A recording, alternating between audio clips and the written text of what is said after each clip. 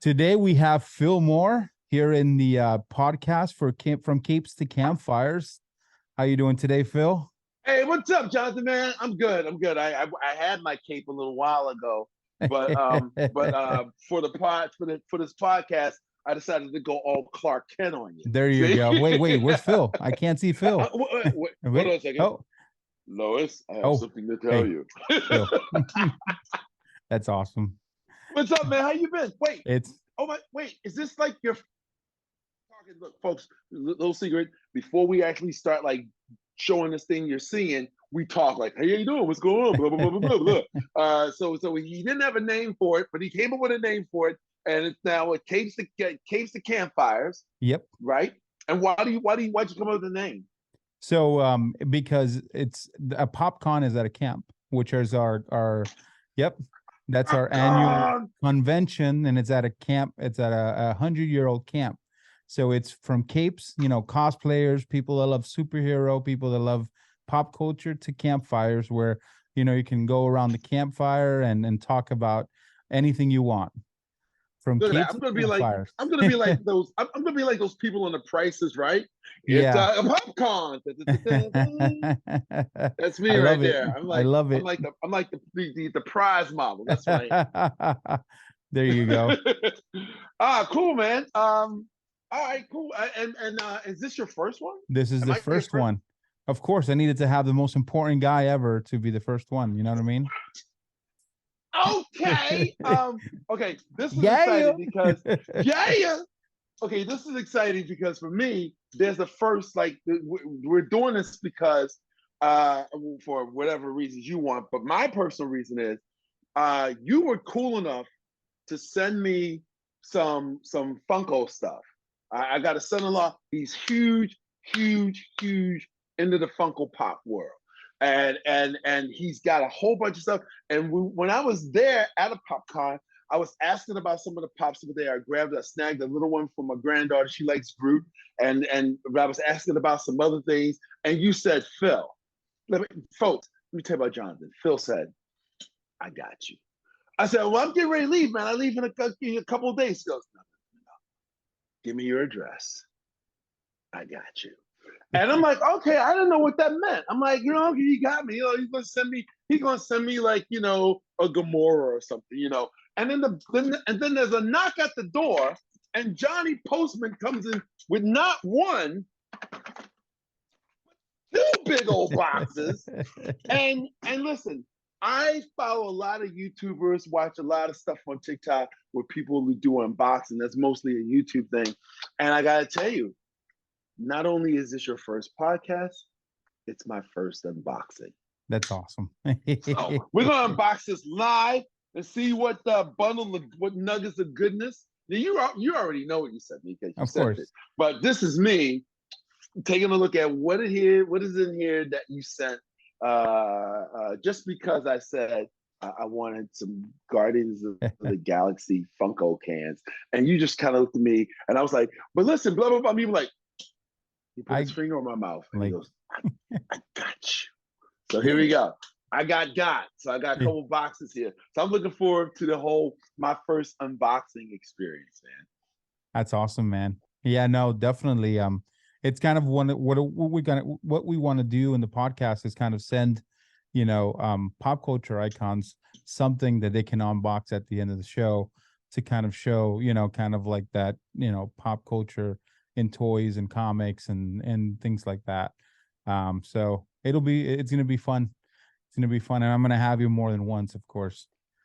Yeah. Oh, you got many times. Look, the thing I like about this is, I work in TV, and one of the things we do, and especially in the game show world, because that's what I do now, I produce game shows, is we do that big tease to get you to stick around.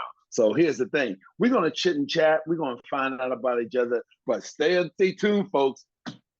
We're going to see what's in the box. You never know. You never know. So let's start off with a little bit about Phil Moore. If you can talk about how you became a part of Nickelodeon and kind of that success story. towards being a pop culture icon? Well, it's interesting you call me pop culture. It's interesting because I think it's kind of weird how like it all started from what seemed like a bad situation, and I'm having some slight deja vu here because I was I was living in Florida at the time. I'd gone to college in Daytona Beach, gotten a job in Orlando, and I was working regular job, and it was in what I majored in school in that field. So I'm like, great, living the dream. Got benefits, you know, and bought my first car. It's like I'm a young dude. I was like all excited. Got a regular job. I think I just gotten married and trying to live the American dream. And the job I was working for, by the way, was with AT&T, and they went on strike. So it's like we're out on the picket line and I'm not making any money. And, everybody's trying to figure out what they're going to do about tomorrow. But the thing is, like, we're having fun on the picket line. And somebody looked at me and said, man, we're having way too much fun to be this broke. Yeah. It almost seems like you better put on a solemn face and walk around like, nobody knows. But the fact is we were having fun. I mean, I've always had this energy and we're being loud and we're having good times. Everybody's having a fun time. And then somebody looked at me and said, man, you need to take some of this energy and some of this mouth stuff, and you need to go to this new comedy club that's open up because they do open mic nights and like the winner gets like $50 or something like that. And I'm like, I've never done stand-up comedy, never thought about doing stand-up comedy, but I again, he was right. I'm I got nothing else to do, so I had time on my hands to kind of sort of write down some things that I said. Like I never really, since I didn't have an act, it wasn't like, here's what I'm going to talk about. What ended up doing was I began to pay attention to what was being said that made people laugh when we were all together. Whether it was family, whether it was with my coworkers, whether it was just friends. There'd been times when like we'd be all laughing, and then all of a sudden I would go, wait. And they'll look at me and they're like, what are you doing? I'm like, I'm writing this down, because, we said something, it was a little, banter that happens when you're out with friends.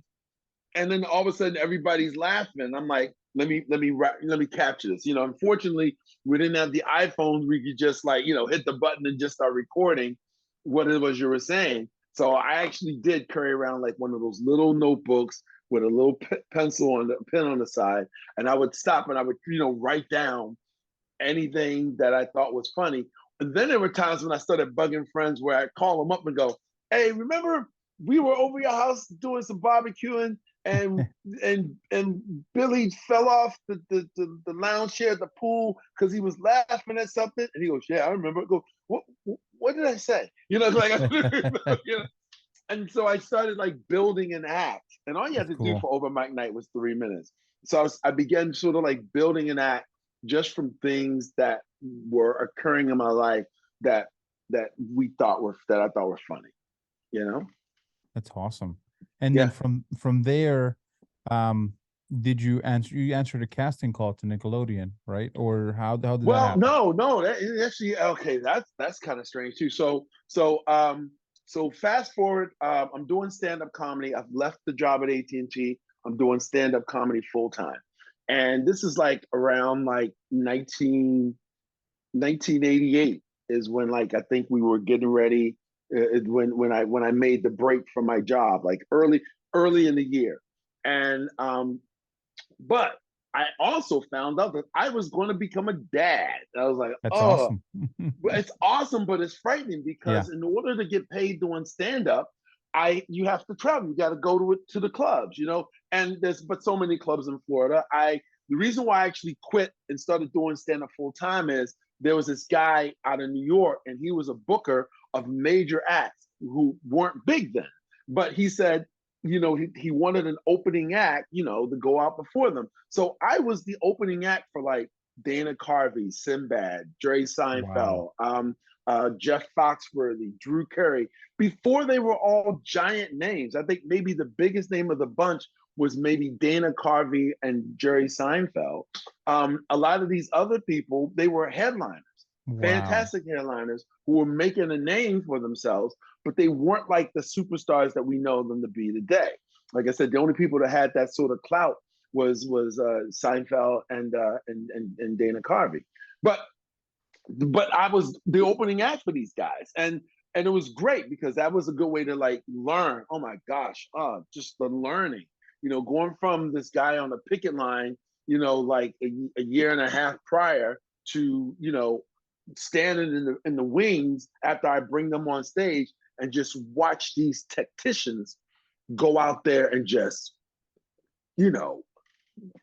take me to school. You know what I mean? And I'd be sitting back there just watching them. I'd be having fun, but I would be noticing what they were doing and how they worked the room, and how they just. One of the most impressive things happening one time was when I was with two people, Richard Jeni, the late great Richard Jeni, and Sinbad, and we weren't doing the shows together, but these two people did the same thing, and that is, we would hang out in the daytime, because your shows are at night. So we like go get some food. If we were in a town where there was something kind of cool to do, we'd find out, from the people that live there, hey, what's the cool thing to do here? We go do it. And then, in the evening, we come home and then we come back to our hotels and we get ready for the show. And with both of those cats, I remember hanging out with them all day, just having fun.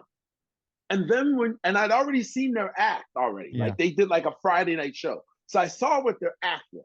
Then Saturday we hang out. And then Saturday night, they would go up and they would do 30 minutes on our day. Like this is like the idea of like writing killer material or being able just to ad-lib and improv, killer material. And I knew this was fresh because it was stuff we just did. Wow. And I was like, oh, like mind blown, you know what I mean? And but what ended up happening was I was about to become a dad. I didn't want to be on the road. I wanted to be home for my then wife and my soon to be son.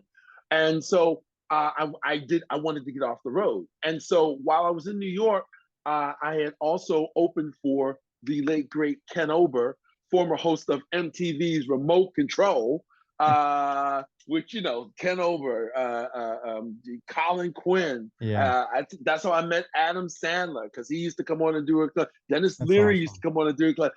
So like when people see me, if we're at an event and like Adam Sandler's there, he literally the coolest guy in the world, nicest man ever, and he'll go, "Hey Phil," and he'll call me by name, and people are like, how do you know him? But it's like we were both there together in the trenches when we were just trying to like, buy some top ramen, you know what I mean? And keep our lights on, And so I done some work with Ken, open forum up in upstate New York. And but I was always going to be coming back home because it was getting time, close to the time for baby to be born. And but I asked him, it's like, is there anybody at MTV you can give me their names? I'm not asking you to do any favor for me because I know people bug you all the time about that. But if you could just give me a couple of names, I'll see if I can, write them, set up a meeting or whatever, just so they can see me. So he gave me a couple of names, and man, boy, do I ever appreciate that. He never talked to them about me. He never said, you're going to hear from Phil. It's like, it's things that you could have looked up on your own, but I kind of skipped the middleman. He just gave me these people's names. I sent them my headshot. I wrote them, an email about, like, here I am, da-da-da-da-da. I wrote an actual physical letter because email was like super, super new. Computers were giant. So like you send an email, you kind of go, I don't know if that went through. And so, but anyway, long story short, I did name drop Ken. I did name drop Adam, and I did name drop Colin Quinn because I did really work with them. I'm sorry, no, I take it back. Ooh, I mixed things up. I did name drop Ken. We hadn't done remote control yet. So I name dropped Ken because I really did work with him. And MTV would always do their spring break episodes every year. And so I got my letter and email and headshot to the right person because they were gearing up to come shoot MTV Spring Break as they've done so many times. But this time they were going to do it in Daytona Beach. Sometimes they would do it in Tampa, sometimes they would do it in Miami. But this time they were going to do it in Daytona Beach. And they were trying to save on having to fly people, a lot of people down. So they were looking to hire some local people. And one thing that they were looking for was an audience warm-up person. Nice. The person that goes out, hypes the crowd, get them all going, da-da-da-da-da. And so they contacted me, and right before I left New York to come home now to like be there because, baby was going to pop anytime. Yeah. But right before I left, I had a meeting face-to-face, and then I just flew back. I did have a manager that, from the comedy club scene, and I did have an agent who was kind of like my commercial agent, like send me out if there's like some type of, I could be a background extra or something. Because I wasn't trying to be an actor. The furthest thing from my mind. Last thing I wanted to be was an actor. So gave me information. I get to Florida and like, I don't know, a month before, it's just like July. I get a phone call and my agent's going, who did you talk to in New York? Because, MTV is calling me and they're asking about you. So I tell her the whole story that I just talked about. And real long story short, I started doing audience warm-up for MTV's remote control, which meant that I was able to be home because it shot at the Disney MGM studios. Okay. Even though it was MTV Spring Break at Daytona Beach, the cast and crew of remote control were actually in Orlando utilizing the not yet open Disney MGM studios, which now what do they call it now? Disney Hollywood now? Hollywood Studios, yeah. Hollywood Studios, okay, but back then it was called the Disney MGM Studios, hadn't opened to the public yet, but the sound stages were working. So it was great. I was able to get up in the morning, drive to work just like a regular person, still do my job, which was, going out there, hyping the crowd, making them laugh, and then drive home. So I was able to be home. That was how I got into TV. That was it. And then as more and more productions started shooting at the Disney MGM Studios, and then followed up by the opening of Universal Studios. Again, parks aren't open yet. It's just the working sound stages. A lot of other companies kind of stopped them. What has shot there before? Okay, so let's see if we can, again, keep it local so we don't have to fly in as many people. So they're like, who is your camera person? Who is your grip? Who is your audience warm-up person? So it was great. Once I did that first thing with MTV, I was able to work for the rest of the year doing audience warm-up, bouncing from show to show to show, because more and more productions were coming down. Because as you know, Orlando was like being taunted as Hollywood East. Yeah, that's awesome. And then, so how did the transition from that point get you to become part of Nick Arcade, like become part of Nickelodeon on that side? There's two stories. Story number one is super boring. Story number one is the story that anybody who is ever been in front of the camera will tell you, and that is, it's just an audition. You know what I mean? It's just, everybody wants these great stories, but you get a phone call from your agent, and your agent goes, "Hey, we got this audition." And you go, "Okay," and then they send you the sides. And sides, by the way, if you don't know, it's like a few pages from the actual script. So instead of sending you a whole big script, they just send you 3 or 4 pages of the scene you're going to do. And it's some new game show. And I'm like, all right, now that's the boring story. It's true, but it's the boring story. But how we got to the audition, that still blows my mind to this day. So prior to the audition, I was doing the audience warm-up for Let's Make a Deal. It's before the Wayne Brady incarnation. There was a guy named Tom Hilton, and then they brought back the original host, Monty Hall. Like I've got pictures with the That's awesome. original Monty Hall, and he was older, but he still had it, man. He was like firing with all thrusters, and it was shot at the Disney MGM. I'm sorry, it's shot Disney MGM Studios on their largest soundstage, and like they were bringing like anywhere from like 500 to 700 people from the park to be part of the studio audience. This place was like, if you find a clip over on YouTube, because they always open up with a shot of the studio. Like right now, the way the show looks now, almost looks like how it looked back in the 60s when the show started. Small space, people sitting around. But the way they did it during that time, it was an epic event, And anyway, I was doing audience warm-up, and the show was produced by the company out here in California, owned by Dick Clark. It was a Dick Clark production. Now, I never met Mr. Clark. My job, I would roll in a half an hour before we tape. I would find out some points that I would need to know. I asked, like, what were some of the games going to be? They really would not tell me, but I would try to find out information. So if it's something I could think about, so I can work it into my warm-up, But I would go to work and just do my thing. So you do your bit. I got my regular routines that I would do almost every show. New crowd comes out. I think we shot like 3 shows a day. They emptied out the audience, bring in a new crowd, do another episode. But this one day, I've done all my bits. This is where I've already almost said my goodbyes to everybody. It's like, okay, listen, everybody, we're getting ready for the big deal, which is the last thing we do on the show.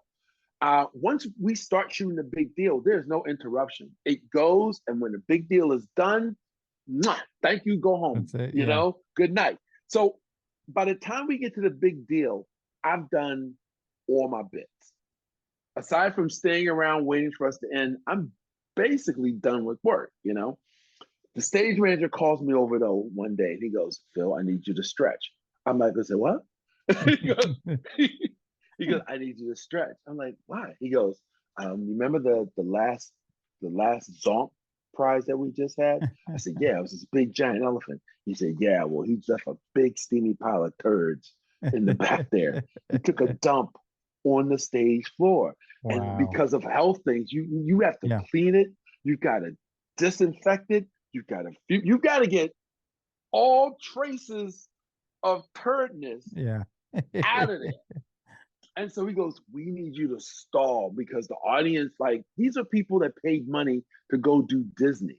And we told them, you're only going to be here taping for X amount of minutes. So if they came in, they were ready for that. But they've spent hard-earned cash to go and ride some rides. They don't want to sit an hour and a half in a sound stage while they're not looking at anything. You know what I mean?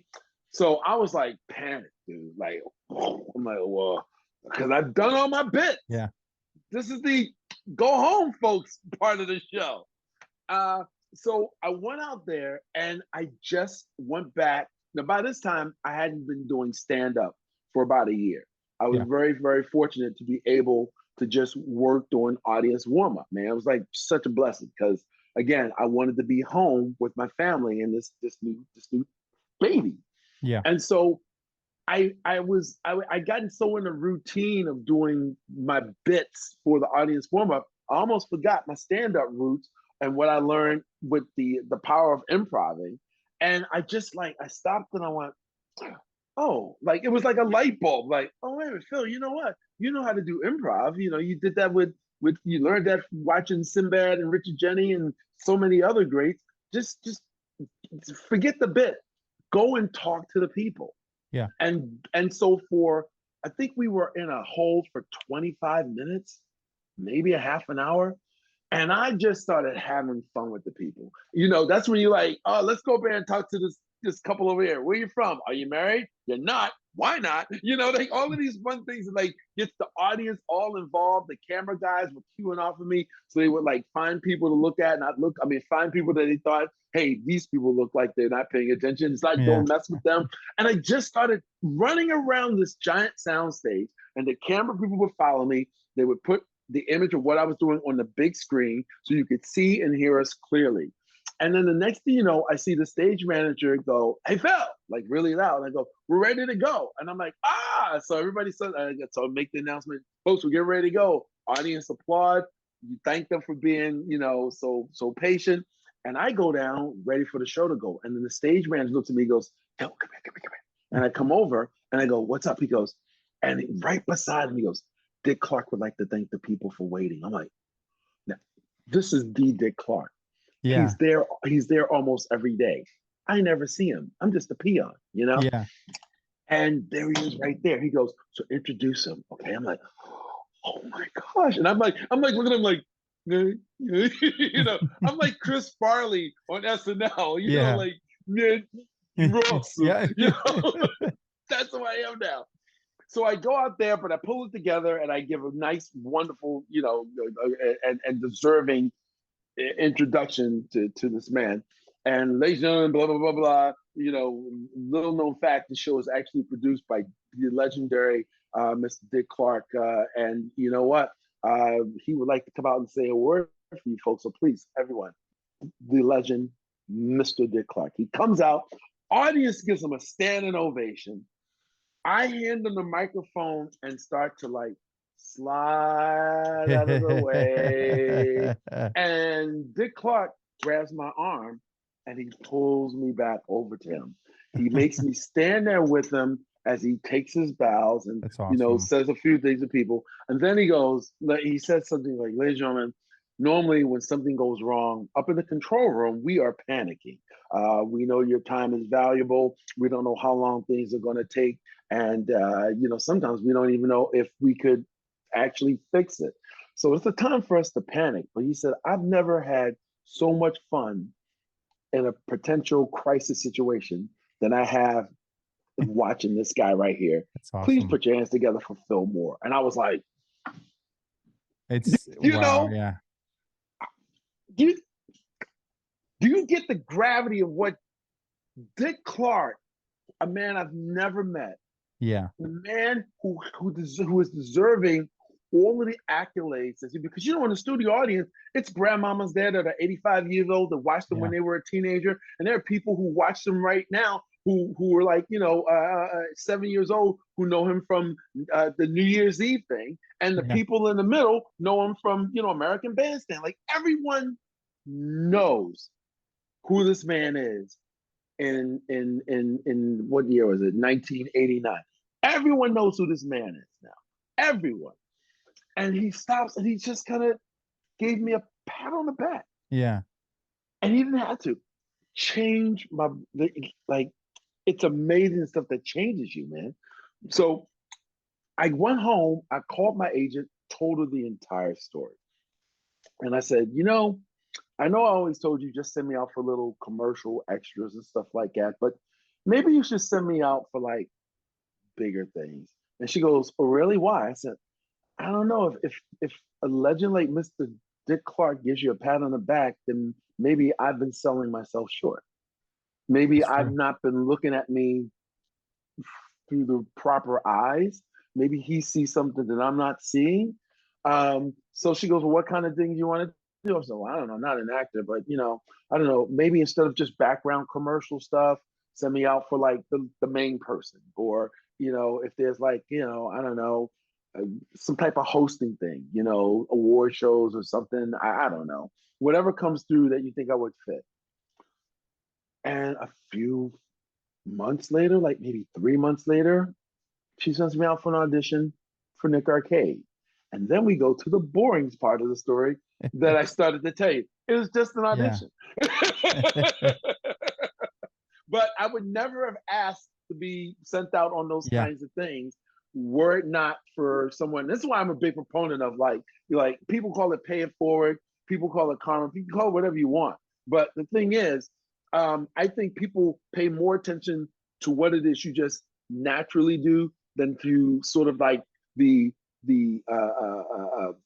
purpose things that you do. I notice my kid pays more attention. He pays less attention to the lessons I'm trying to teach him and more attention to how I'm talking to this person or how I'm treating this individual or how I'm interacting, with this mom. Like that's what he's paying attention to.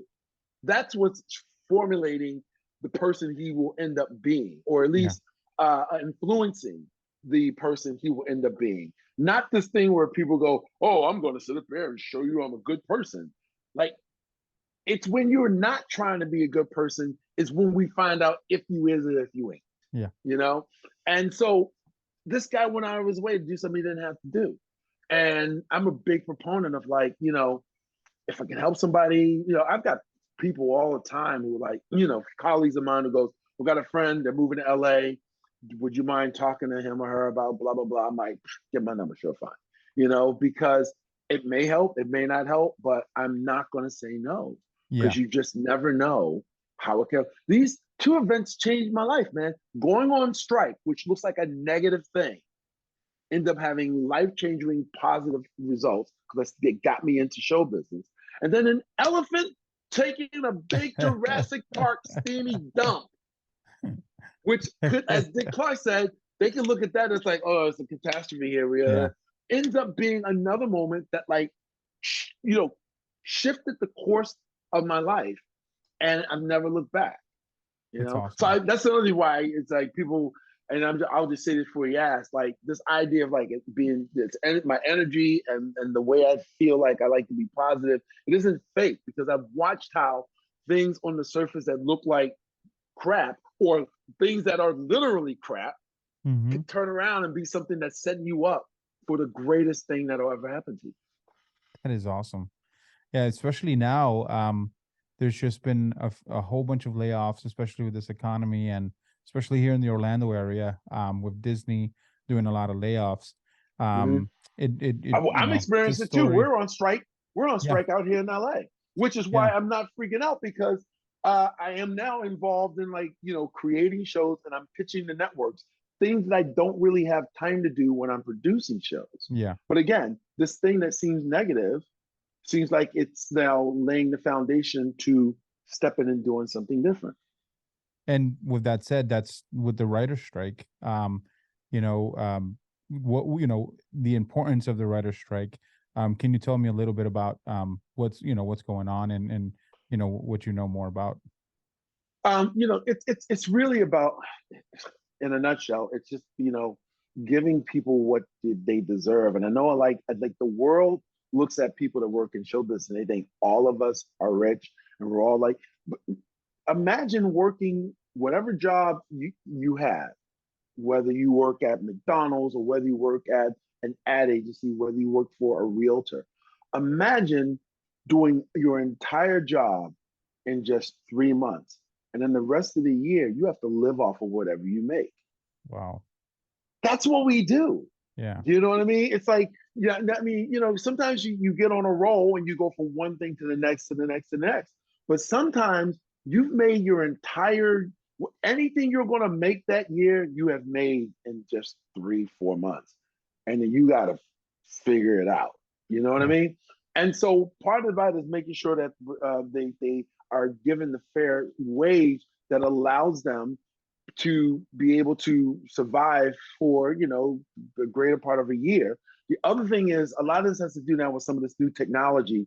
AI is writing stuff. AI is creating images. But the other thing has to do with streaming. Like we have now moved. We've done a paradigm shift from like television. Like who watches TV anymore? I have a TV, but I watch streaming on my TV. My TV basically serves as a giant computer monitor. Yeah. Truth be told. You know what I mean?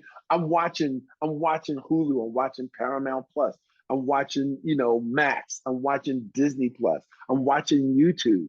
I'm not watching just the regular shows. And if I do want to catch a regular show, whether I've already downloaded on my TV, the NBC and the CBS app, so I can catch the show later, that means I don't have to see it right when it's live, And a lot of these streaming services don't fall under the same jurisdiction of pay and compensation as networks. For instance, you have a show on a network television, you have a TV show on one of the major networks, like ABC.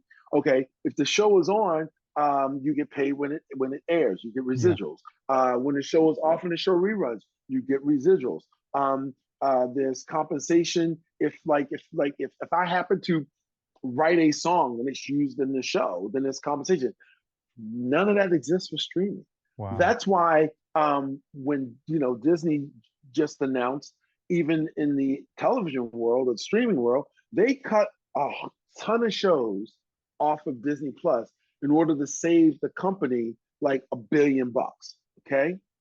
Now, if I had a contract and that show was on ABC, which is, subsidiary of Disney, if it was on ABC, my contract still means you can cut the show all you want, but you've got to honor my contract and pay me my fair thing. But if you're on Disney Plus and it gets cut, boom, check stop. Wow. And like, you got a show that like just came on like Willow, and you think it's going to be on for at least a year, and it gets cut after like 4 months. But there's no contract stipulation that says they had to pay you for the year. If it was on ABC, they would have, and even longer. You know what I mean? Or depending on what you negotiated. But like on these streaming shows, no, there's nothing there. And so this writer strike is about structuring the contracts to take into consideration all of these new platforms in which you and I and the world are now getting our entertainment. It's the rumbling started a little bit before pandemic, but once pandemic, it went full frontal. You know what I mean? Yeah. And so this is the way we look at stuff. My granddaughter, she rarely watches TV. Everything she watches is on a tablet or on her parents' phone. Yeah. And that's how a lot of the world is right now, myself included. I don't know how many times my 5-minute trip to the bathroom ends up taking me like a half an hour because I'm TikToking. I'm going, let me send this to my cousin. You know what I mean? And it's one thing when you're doing it on TikTok and you're just like doing it because you want to have fun. But if you've gone in and made an actual show, an actual movie, and if they air it one day, you get paid, and they say, you know what, we as a company need to save money, and they take it away. Same thing happened with HBO Max, going from HBO to Max. They're getting rid of a whole bunch of stuff. Wow. And we were so busy dealing with the pandemic. We were so busy dealing with the riots. We were so busy dealing with the political situation. We were so busy dealing with, racism. We were so busy dealing with, Floyd. We were dealing with so many things and we were starved for entertainment as we were stranded in our homes that, like, I think it just slipped under the rug. Like, nobody thought, oh, let's do this contract though. Let's come up with a plan associated with the Writers Guild. People kept it takes the same amount of time, talent, energy, and money to make a movie that shows up in the theater that is the same thing we have to show it on Netflix. Think about that. But if it shows in the theater and you've got a contract, then you'll be compensated justly. But if it shows on HBO Max and they decide, we don't want to show it anymore, boom, check stop. Wow. You've got to figure out your year. Yeah.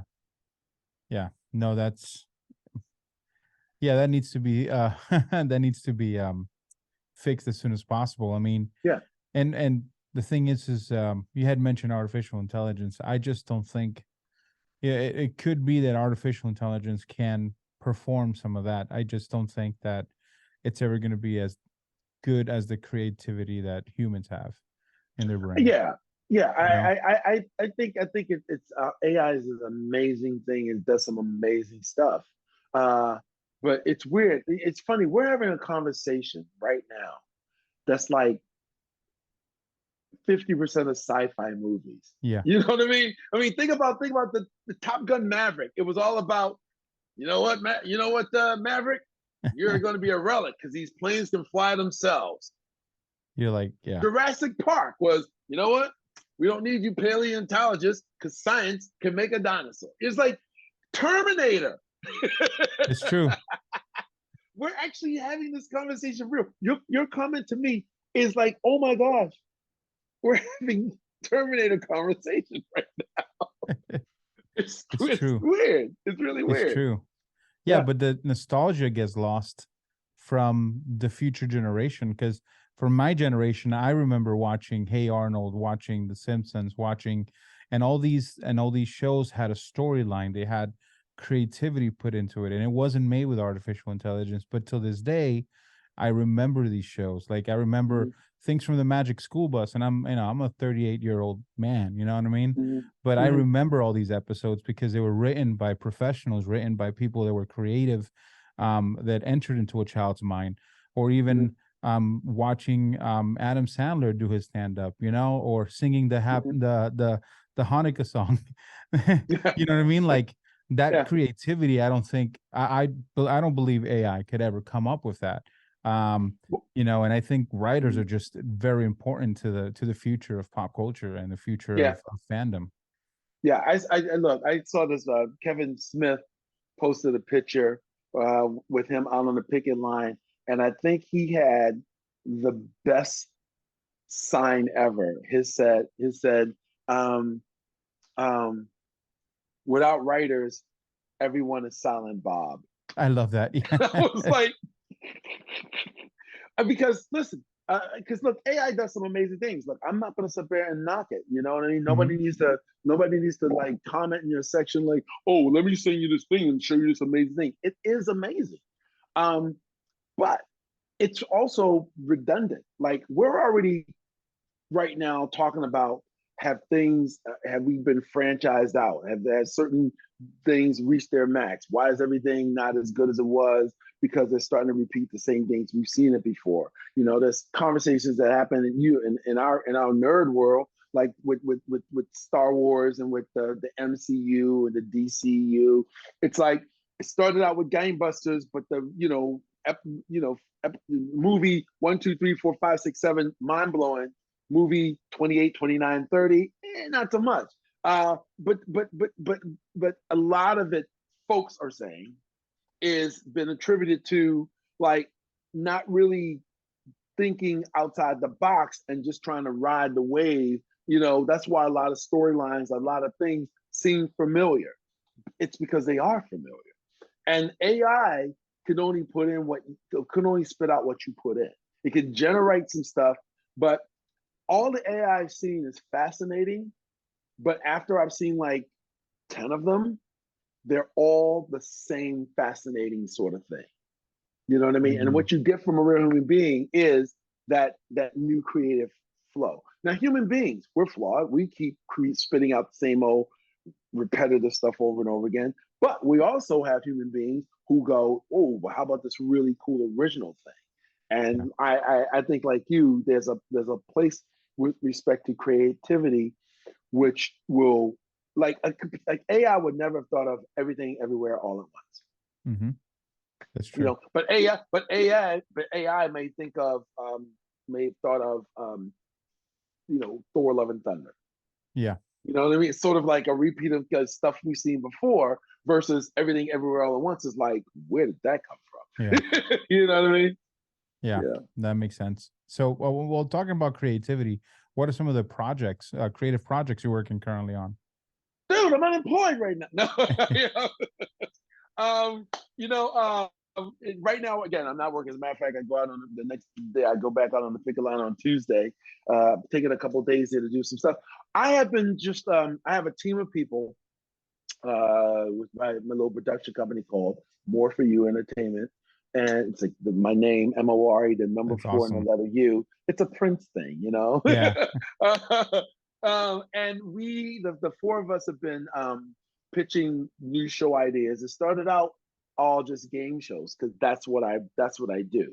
That's been my bread and butter for a few years now. Whether it's hosting it and now being senior producer and creating stuff. But with this time, we as a team have all had ideas, but we've all just been kind of busy.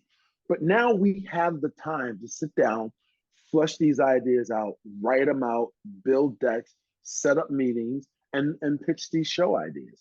Because when the floodgates open, when the strike is over with, certain things are going to start happening right away, and new Yeah. projects are going to be greenlit to get going. So we like to have our stuff on that stack of potential new projects when things get going again. So that's That's really what's awesome. going on. Just we've got an incredible team of people. We call ourselves the Fantastic Four for no apparent reasons. There's four of us. If somebody wanted to join the team, I'm like, no, you'll mess up our slogan. No, I'm kidding. But yeah, we've been just coming up with ideas, and I've been walking them into these various places to pitch them, various networks to pitch them. I haven't been in the business longer than the other folk. I know more people, so I've been very fortunate to be able to get us some really great meetings with some incredibly talented networks and development companies and showrunners. It's been fascinating, That's and awesome. it's stretching a muscle that's always been there. But I can't.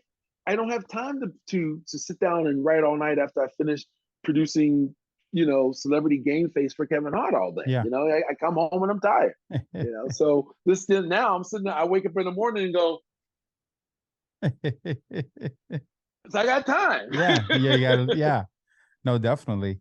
Um, so if someone wanted to get into writing or wanted to get into producing shows or anything like that, what are some of the recommendations you could make so they can go through the trenches and get to that level to be able to do that? Well, you know what? It's so weird. Like, if you had asked me this question like pre-pandemic, I would have had a long speech for you. But I've already kind of touched on this. But I'll say it again just in case it gets edited out. The When pandemic happened and the world of streaming opened up and blew up to what it is now, the landscape has changed. And I have not been able to deduce what the methodology is for going through this new landscape. Fortunately, I'm already in it. And so I'm sort of like, I'm in the ocean, I got a surfboard, I'm riding the wave. But if you're on the beach, I don't really know how you get in the water. Yeah. You know what I mean? Because the shoreline has changed. You say, like the metaphors I'm doing here. The I like it. shoreline has I changed. like it. I There think was you're there, thinking of the beach. I think you want to come back to Florida. You're thinking of the beach a little bit. but the water level is different. So when I went Yeah. out there was no coral that I could run Yeah. into. But the water levels is now lowered. Now you got to be careful. And how do you get around? I don't know how to get around the corals. No Yeah. coral when I went there. You know what I mean? So but with respect, but I would say with writing, the one thing I can say about writing is this is going to sound really corny, but anybody will tell you, just do it. Anybody who's done it, just do it. Because here's what happens when you finally do figure out how to maneuver and get a contact. It's better to be prepared than to have a potential doorway to walk through, but then you got to go, wait a minute, I gotta go write something. Yeah. It's better to write it, have it ready to pop off. So when somebody goes, here, let me open this door, come sit down. What do you got? You can go, well, I got this, I got that. And you can even go, listen, I know that now, whatever competition shows aren't big anymore, but I wrote this back during this time, but here's how it can be modified. Like, you have something already done. Yeah. Don't wait until you get into the door and then start writing out. You can verbally pitch it, but we are in a very visual medium, and that goes from not just how we absorb entertainment, but how networks and development people receive it. The more you can have to present. Our team puts together these awesome decks. So as you go from thing to thing, some of it's animated, some of it we record stuff. Sometimes we actually go shoot little things, so that when we go, so this is what it would look like. Boom. But whatever it is you can have ready, instead of waiting till you get there and then go, now let me go do it. Just do it now. It'll always change. You can always go back and take a look at it and update it, change it, Yeah. and whatever. There's a show we're pitching right now that my team created during the heart of pandemic. So it almost sort of marries a little bit Celebrity Game Face, where your contestants are at home. But we just pitched that show as a live in studio show. And when they saw the deck was like made as a home streaming show with all of the contestants at home on Zoom, just like Celebrity Game Face. Yeah. But we stopped and went, but that's because this was written in the year 2001. Here's our alteration to it. And we bring them into the studio, we do this, da, da, da, da, and they're like, oh, okay, great. But if we hadn't had it written, if we hadn't been able to show them anything, the rules of the game still play the same. It's just that now you're in the studio. So we had all of that already written out. We already had the deck built. They could see some visuals, and then we go, and then this is what we changed. Then we verbally just told them what was changed. That's awesome. So just do it. Just do it, folks. Don't wait until you're sitting at the table to start, writing. Have your stuff ready. You don't sit at the table and eat food. You go to the grocery store, you buy the food. Then you come home when you cook the food, and then you put it on the table. Yeah. You don't sit at the table and then go, wait, I gotta go to Publix. Yeah. Definitely. That's awesome. Just do it. Yeah. Just do it. Find time, write your ideas down, flesh them out, go back to it periodically, tighten it up. And so that you are prepared for that moment that you get to walk through the door or sit at the table.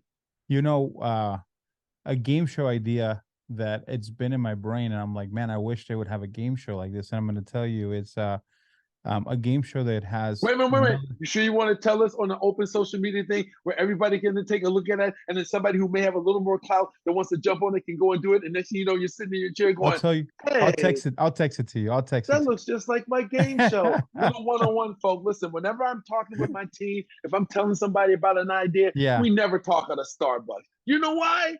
Because everybody at Starbucks is a struggling writer. We never talk about it at a group setting. We go into our cone of silence. I remember one time I wanted to tell this idea to my son. We had just arrived at the movie theater. We sat in the car and shut the door, and we talked this idea out, and then we got out of the car. Everybody around you is inspiring something. That's true. I'll text it to you. Protect your IP. Yeah. Protect your IP, man. Definitely. I'm going to be like, hey, Phil, remember this from the podcast? Right. Dude. Ideas, treat ideas like sex. Always put a condom on it, man. Always protect Don't raw dog it. But don't raw dog it, man. Awesome. Because you'll see a little show somewhere and you go, that's mine. That's mine. Wait, that's mine. That's awesome. Definitely. So you've been doing the convention scene a little bit, and you were at our convention, which was awesome, at a PopCon. And what is your next convention you're going to be at that people can come see you and get to know you? That's been my saving grace, man. These conventions. When the year started, I did one in February, did one in March, did one in April, did the PopCon. June set aside to do all of these pitchings. June became, June is not just weddings. June has been like pitch frenzy, which is awesome. So the next one coming up is in July. And hang on, I got it on my phone here. All right. So look, it's called the Southern Fried Gaming Expo. It's love that. Atlanta, Georgia. Look at it. That's a little ad that they sent me. And it is July the 28th through the 30th. I love it. A bunch of days. For a whole bunch of days. So look it up, folks. SFGE, Southern Fried Gaming Expo, Atlanta, Georgia.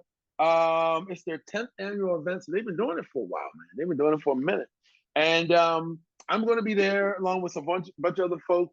And we're going to be Q&As. We're going to be doing panels.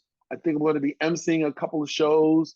I think we're going to have the thing is, I'm really fortunate because with regards to being able to not just do cons, but I also get to do gaming expos because Nick Arcade was a video game show.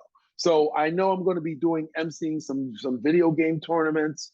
The whole nine yards. It's so much fun. That's so awesome. much fun. I'm so glad the world opened back up. I hadn't been doing them for a while. I started in like 2018, did a few, and then the world shut down.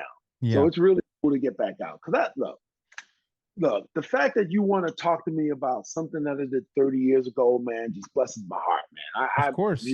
and just like Dick Clark, just talking to me, being kind, I appreciate the love that people have given for Nick Arcade and the show being, holding a place in their heart. I appreciate that, man. I don't take it for granted. So I I love the fact that I can get out there and meet the people, Yeah. and hang out with the folk that supported this really cool roller coaster ride. Yeah. No, I grew up with you. I mean, I grew up with watching you on Nickelodeon, and then me and my dad, I'm like, Dad, do you remember you remember Phil Moore? And I told him about Nickelodeon and the show I was watching, because I used to also record it on the VCR, because I actually taped over some of my parents' stuff by mistake. and and I used to watch Nick Arcade Sunday before church. While I was eating my breakfast, I would watch it, and I was so into it, So, that's how my dad remembered. Oh, that's him. Oh, the guy that got my butt whooped over. Yeah, that guy. Remember the belt? Oh. Remember the belt. That's cool, man. That's so awesome. Fun. So, really cool. So you got some stuff from me. I'd love to see if you can start unboxing. Yes, thank you. Listen, everybody, I really like talking about stuff that I did and in my career, blah, blah, blah, blah. But I really don't want to talk about myself anymore. I'd rather get into fun stuff. So what do we got here? Let's see. Let's go with which box was first? Which box came first? This one came first. The first one came first. Yeah. Right, this right here. All right. And so let me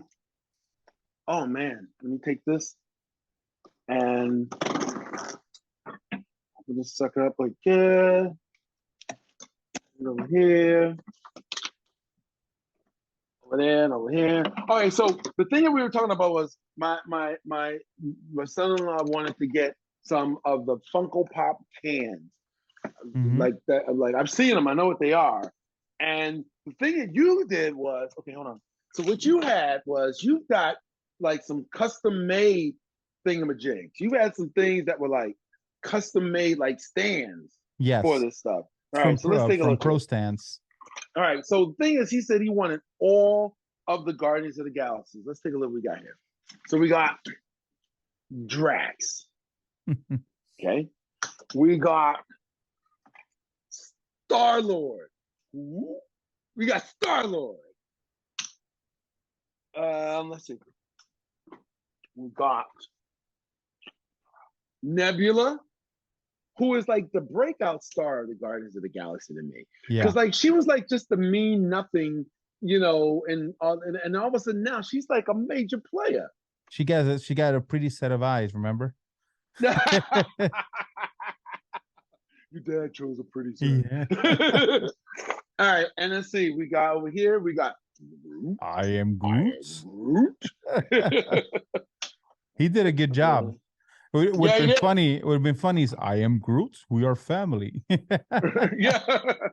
And of course, Rocket Raccoon. Of course. Rocket Raccoon. Nice. And then, so now there's one of them you got in a case here. So that's the chase. It's Groot. Okay. But it's a Groot chase. So okay, now I know what chase are. Chase are like super special. They're a little bit different than the regular one, which makes them super special. Yeah. Hold on. All right, so let me show this. So it's a different Groot can. It's Baby Groot. It's Baby Groot. Right. All right, so and you've got these. Okay, I'm gonna take all this out here. And you've got one of these really cool, like custom made stands, which is awesome. So those are from Pro Stands with a Z. And a 14-year-old girl made it, and she got him. Yeah, she designed them. She said, "Dad, I think there's a better way of doing of displaying these sodas," because she was into sodas too. She made him. Her dad went ahead and supported her project. She got him injection molded. She made him blacklight reactive, and from there. Well, hold on a second. We got some more stands. Some more stands in there. Yeah. Nice. All right, Yeah. So on. just like you said, she's 14 and she just went at it. She just did it. She designed it, put it on paper, and made it happen. And now they go to conventions together. The daughter and the dad, they go to conventions together to sell these stands for sodas. Yep. Wow. That's really cool, man. Yeah, it's a great way. It's like a little family. Right there. Yeah.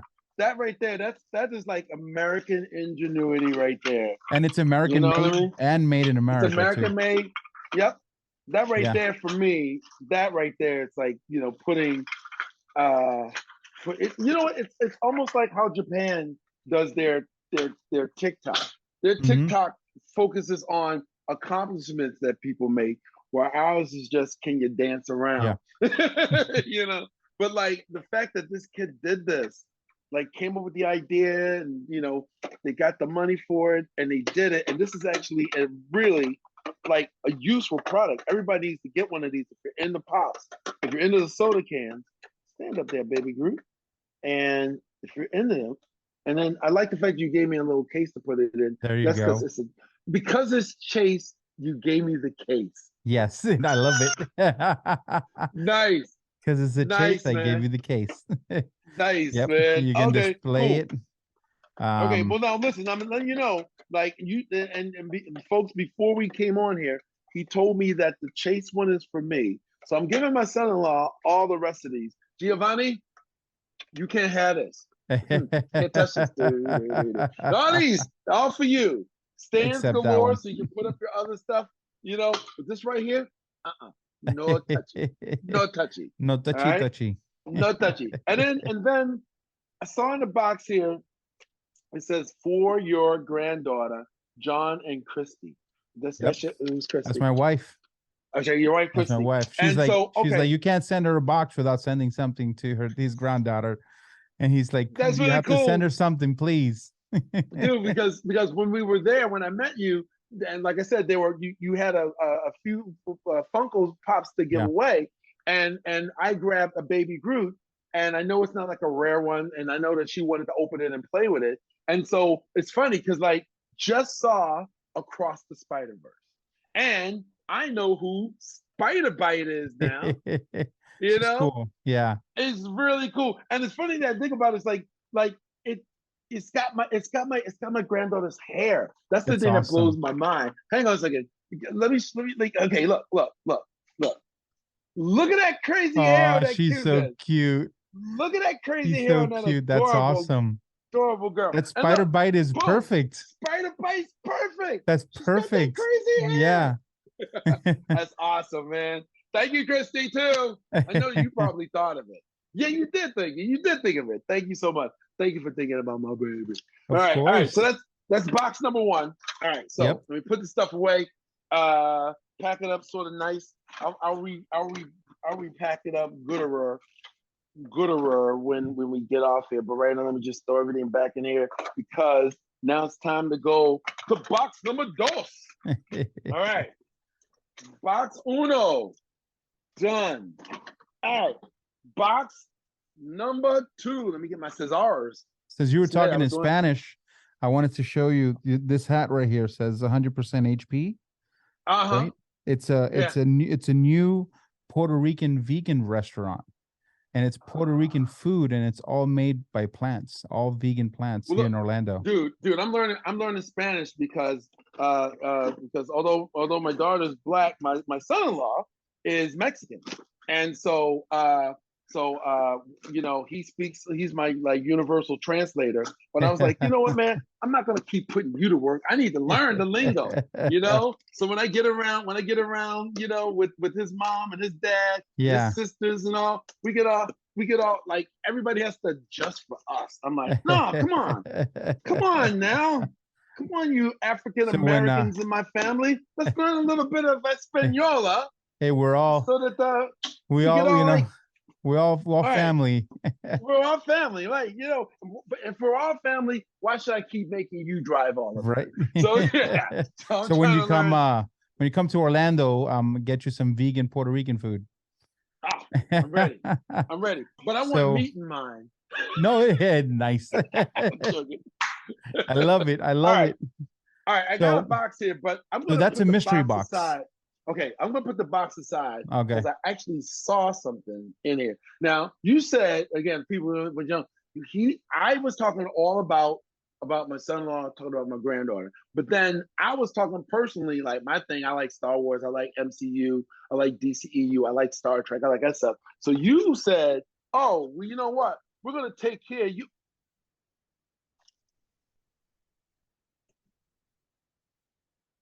Super Friends. It's an older comic, Dude, no, Golden no, no, Age comic. dude, this is madness because everybody now watches the Justice League, Yeah. right?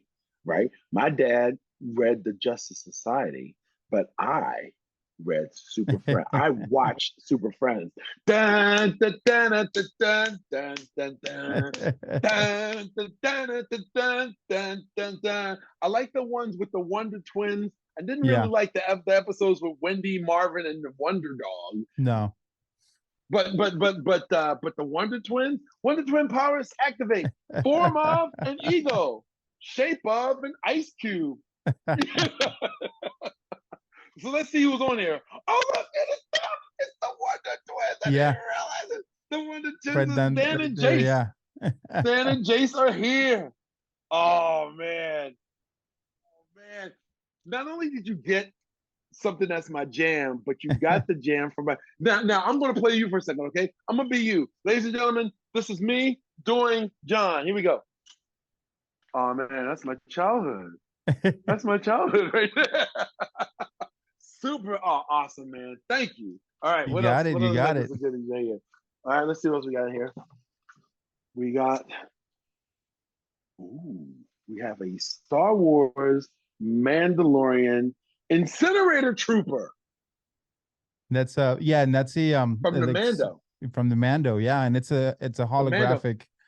What I like is the retail packaging in it. It's like a Oh yeah, holographic, almost kind of like a you know what's really extra cool about this is that like it's from Mando, which is mhm, now, but the packaging looks like it was back in like back in the the day. the 90s. Yeah. Yeah, It looks like back in the day packaging, like when they had episode one. This is the type of packaging for episode one, two, and three. And yet it's for like Mando, and they added a little bedazzle to it right there. Sweet. it was Oh, awesome. he's got his flamethrower too. Everything, Better yeah. if he's called the incinerator.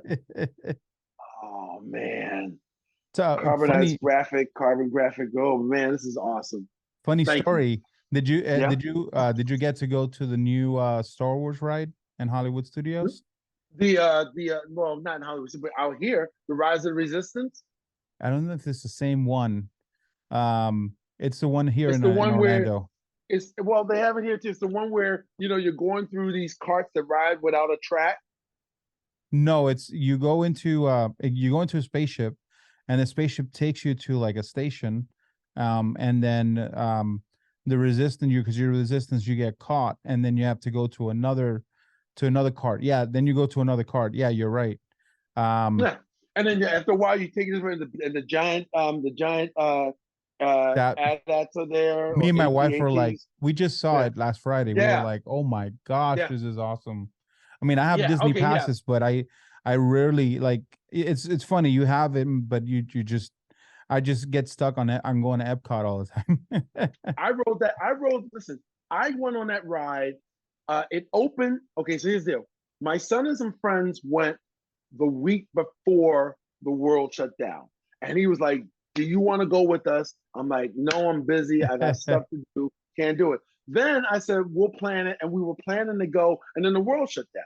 But listen, mark my words. This is for real business.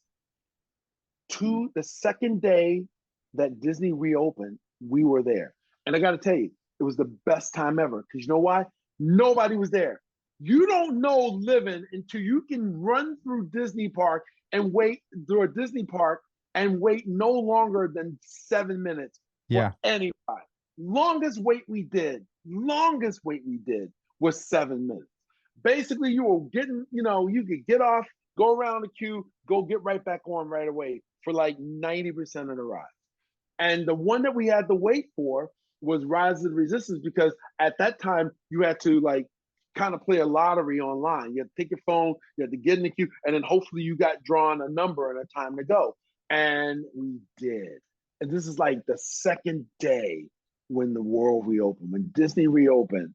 It opened on one day, and then the next day we were there, and we rode it, man. And I'd already done Smuggler's Run with the Millennium Falcon, so I'd done that already. But then this was like riding the new thing, where you go from one cart to the next, and you're on a trackless cart. Yeah, man. Yeah. Oh my gosh. Yeah, man. Yeah. The only difference, I tell you, the one thing I wish, I still have a small regret about not going when my son went, because since it was before COVID, people weren't wearing masks. It kind of takes you out of it when you're looking at, these generals that are, these, the Disney cast members playing the characters, but they're wearing a mask or they're wearing a face shield, because it reminds you that you're in our world as opposed to being in a galaxy far, far away. Yeah, exactly. So when he did it, none of that was required. So I need to go do it again, because none of that's happening anymore. So when I get you back here in Florida, we'll go together. No, listen, I tell you what I want to do, because this is only in Florida. I want to eat up that restaurant that's on the space station. Oh, yes. They don't have that in California. It's like you get in this thing and then you take over. It's like it takes you on a giant elevator from the Earth up into the space station. Yes. And then you just have lunch or dinner. It's awesome. Yeah. I'm gonna look into it and book it for a PopCon next year. We can go. That'd be awesome. That is something I want. And listen, even though I think it's way out of like normal, anybody should pay price range. It's unfortunate that the Galactic Cruiser is shutting down. Yeah. I would have liked to have experienced, but I would not have paid that kind of money. I really wouldn't. If I was sitting on buckets of money, I would still, that part of me that's like my parents kind of go, yeah, I know you got it, but come on. And then, they're always talking about like, spending your money wisely. You don't just do a thing just because you can. And it's funny because it reminds me of, what is it? I actually use that sort of like as a motto in my life. I got it from not my parents, but from Jeff Goldblum in Jurassic Park. That line when he's talking to Hammond, he goes, yeah, you're so busy trying to do a thing, you never think if you should. And I was like, wow, facts. There's so many people going, I'm grown, I can do what I want. Yeah, nobody's arguing about whether or not you have the ability to do a thing. But you're so busy talking about you can do a thing. Have you ever thought about if you should? Yeah. Oh, great. Way to go. That's true. Way to go, Dr. Ian Malcolm. All right, hang on. All right. So what I sent you was a mystery box. It is. Mystery box. Are you ready for your mystery box? With a little TV right there. Look at that. Yep. TV. It's a television themed. All right. Let me show you what I got here. First of all, I saw this right off the top. Funko Pop. Is this for me? Yep. Oh, snap. Okay. We got Stay Puft Marshmallow. Mini Puff. It's like one of the mini puffs from the latest Ghostbusters when they were like tiny. Yeah. And he's got an umbrella. It's got a cocktail umbrella. This is like drunk Puff right here. Yeah. This guy right here. Right there. He's been drinking. He's having brunch. Been drinking. Yeah. At first I thought he's going to the beach, but I'm like, no. He about to get his drink on right now. That's what he's about to do. Oh man, that is awesome. Okay, let's see. Okay, so next we've got Friends socks. From the no show one Friends, told me it was gonna be this way. Life's a joke, you broke. Love life's the away. Nice. And it's like, it's got all the things. You got the couch. You got the cats from New York. We've got the guitar. We got oh man. So I got to sing Smelly Cat in Chicago. I went to Chicago and AT&T turned their whole store into the apartment from Friends. And I just happened to be on vacation there, and I got to sit in the actual couch. And I got to sing Smelly Cat in the actual booth with the guitar. It was awesome. It was an awesome experience. Wow. Yeah. That is really cool. And they got it all on here. And by Yeah. the way, for folks that don't know, I am a guy that wears themed socks. Oh yeah. I will There you wear go. theme. I've got Batman socks, I've got Flash socks, I've got Iron Man socks, I've got Thor socks. That's I've got awesome. I got them all. Okay, and so what is this? So We it's got a we got Looney Tunes. so it's a mystery. It's a mystery keychain. Oh, okay. Gotta put on my glasses to see this thing. Let's take a look. What we got here? All right. So we don't know what the keychain is. So even though it's Donald, I mean, even though it's a Bugs Bunny on the front, it could be It any could be one any of of these. those. Yeah. And then the question mark is the chase. Oh wow. Okay, so here's what I want. I want people right now to put in their best guess of what they think it is. All right. All right. Now, John, I want you to take a look as they put them in. All right. And you'll know when I open it. So you cannot accept an answer that shows up after when I open it. But put in a guess right now, and John will send you something. Send him something, John. Yep. You got some stuff. Let's do it. John will send you something. See, and he'll surprise you with something. And as you can see, he sends the good stuff. It's not like it's not like John goes, here's some toothpicks, Yeah. and roll of toilet paper. He sends the good stuff. Now, John, you don't have to send a whole big major boxes because I'm actually making this up on you and I'm putting this suspense on you. But let's make it a fun contest. Yeah. I'm still talking, so I'll y'all send should him a be mystery dropping box. in. Y'all should be dropping in what you think this is. Is it one of these characters? Could it be Bugs? Could it be any of the other Looney Tune characters? And you cannot choose mystery because that's the whole box, y'all. That's the whole point. If you put mystery, this whole impromptu contest is a mystery. So Of you can't sit course. there and go, I choose mystery. So get in something now. I'm gonna give y'all 10 more seconds to put in what you think it is. And if you put in the first person who put in the correct item, and I say that so that John doesn't have to send every correct answer a thing. See what I'm thinking about you, John? That's Yep. my game show. That's the game show thing with it. You I have to love it. word the rules specifically when you're doing game shows so people don't come back and try to go, well, I should get something too. Right? So we're gonna take a look. But all of these people are dropping in stuff right now because I'm about to open this. And the first person before I open this who put in the correct content, then John will send you something awesome, right? Yep. Yeah, All right, cool. 100%. All right, here we go. Getting ready to open it. Here we go. Okay, I'm opening it up. I'm gonna give a countdown to stop. Okay, 5, 4, 3, 2, 1, stop. All right, this little impromptu contest is now closed. Anything that pops up after this timeline, time code will not count. Here we go. Here we go. All right. We got the bag. I almost don't want to open it. All right. Oh my gosh. It's the one I actually wanted. It's the one that I wish I would have gotten.